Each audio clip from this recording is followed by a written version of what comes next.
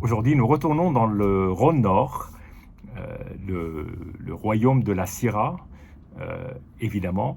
Et dans ce Rhône Nord, il y a évidemment plein de belles appellations qui vont du nord jusqu'au sud de cette partie nordique du Rhône. Et dans ces appellations, il y en a une qui est Crozes-Hermitage, qui est, euh, qui est très étendue et qui se trouve pas très loin de Tain-l'Hermitage, et dans laquelle il y a deux grands noms célébrés en particulier, parce qu'il y a plein de très très très beaux domaines, mais il y a deux grands noms qui font euh, office de vraiment porte-étendard de cette appellation, que sont Combier et Graillot. Et là, on va aller du côté de Graillot, donc Alain Graillot, qui travaille avec son fils depuis quelques années, Maxime. Maxime a pris son envol, s'est constitué un domaine avec un compère, et sur ce domaine, donc il a acheté des vignes, il a commencé par acheter des vignes sur Crozes, parce que c'est vraiment le terroir qu'il connaît le mieux. Puis il y a adjoint aussi des parcelles sur Saint-Joseph. Et aujourd'hui, il doit être, je pense, vers 6 hectares. Et ce domaine existe depuis maintenant de nombreuses années. Et à côté, donc ce domaine s'appelle le domaine d'Élise. Et à côté de ce domaine d'Élise, il a créé une autre étiquette, si je puis dire, qui s'appelle l'étiquette Equis. Equis, c'est comme X, en fait, en espagnol. Je ne sais pas il y a des affinités là. Mais sur Equis, il y a une activité, effectivement, d'achat de raisins et bien évidemment de vinification par Maxime Graillot, d'élevage. Voilà. Et la philosophie sur ces vignes-là, donc là, on va goûter un Cornas 2016. Dieu sait que j'adore Cornas, donc j'essaie de goûter autant de Cornas que je peux. Et là, donc, c'est un Cornas que je ne connaissais pas, que j'ai croisé chez un caviste, chez qui je vais assez régulièrement. Et donc, voilà, un Cornas dont je ne connais pas exactement l'origine des parcelles, mais en tout état de cause, je compte sur Maxime Graillot pour bien choisir ses vins. Voilà, choisir ses vignes, je veux dire. Donc, son compère s'appelle Thomas Schmittel, et donc ils se sont associés pour pouvoir financer et puis développer cette activité. Alors là, on est sur un magnum parce que, en l'occurrence, c'est sur quoi je suis tombé, mais il se trouve que nous célébrons un repas d'anniversaire aujourd'hui, donc nous serons nombreux, donc c'est l'occasion d'ouvrir un magnum. 2016, c'est le bel âge, 5 ans, ça doit être à point et peut-être même peut être encavé pour plusieurs années. Mais là, sur ce coup-là, je n'attends pas. Bien.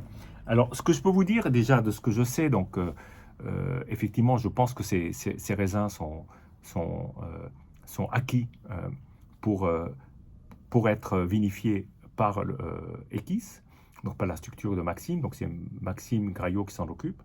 Euh, la philosophie sur l'utilisation des grappes ou pas des grappes, parce qu'il y a quand même beaucoup d'écoles là-dessus, mais 70% étaient grappés, il y a quand même 30% de grappes, donc de raisins en grappes. C'est un parti pris. Et ensuite, c'est l'utilisation de grands contenants à l'exclusion du bois neuf et des petits fûts classiques. Donc, des pièces, des demi-muits, et ensuite quand même un long élevage de 18 mois et ensuite 2 mois dans des, dans des grosses barriques avant la mise en bouteille. Et le vin reste quand même quelques mois, je crois 3 mois au domaine, 3 à 6 mois avant d'être commercialisé. Donc il y a vraiment un soin d'élever le vin de manière à ce qu'il soit le plus près au moment où il est dans les mains du consommateur. Et on sait qu'aujourd'hui, 90% du vin qui est vendu est consommé dans l'année. Donc voilà, le vigneron fait un pas dans le bon élevage, ce qui est quand même une très très bonne philosophie. Donc on est vraiment là à l'opposé du vin de soif comme le Beaujolais nouveau qu'on boit tout de suite à sa sortie pratiquement en bouteille. Voilà. En l'occurrence, là sur la robe, on est sur une robe assez belle, couleur très cerise, une belle brillance. Euh, j'ai pas la sensation que le vin soit activement filtré parce qu'il est pas d'une transparence parfaite, mais personnellement, je préfère. Voilà.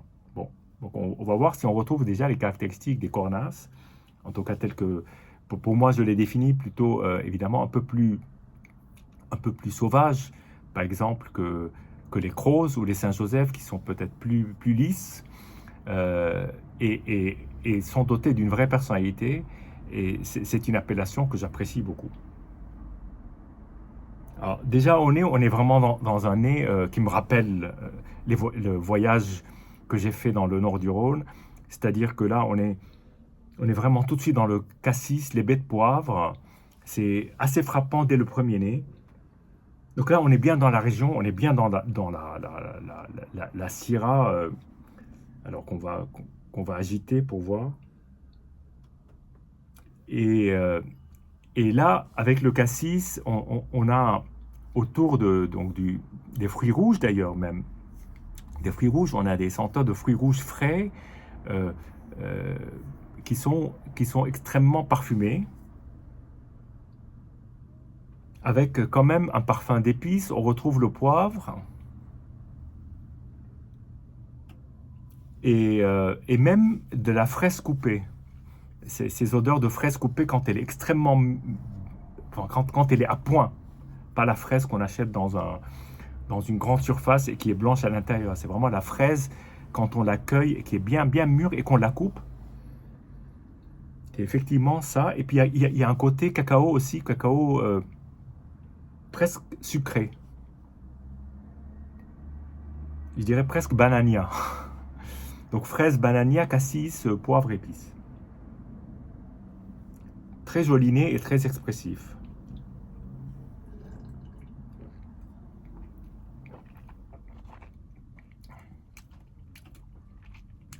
La bouteille a été ouverte il y a, il y a de nombreuses heures, en fait la veille.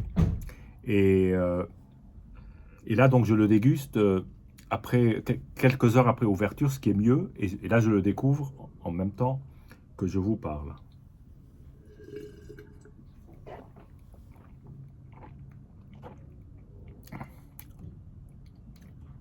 On retrouve quand même, j'aurais pas mis main à couper qu'à l'aveugle, j'aurais reconnu un cornas, mais on retrouve ce côté à la fois policé, à la fois sauvage d'un cornas. C'est-à-dire, il y a ça me rappelle d'une certaine manière certaines côtes rôties, par le côté arrondi, euh, civilisé, je dirais, et même charmeur, et d'un autre côté, le côté presque sauvage,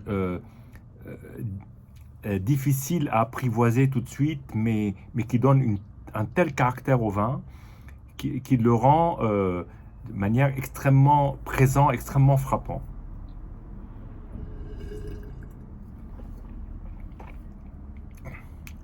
Oh, l'attaque est très belle. Le développement en bouche est absolument superbe. Il y a une belle acidité et puis de jolis tanins.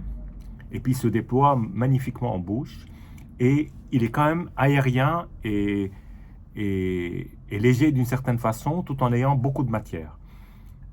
Une belle fin, avec une très légère amertume, mais qui est d'une certaine façon satisfaisante, parce qu'on a vraiment un réel plaisir à la déguster. Voilà. À votre santé et à très bientôt.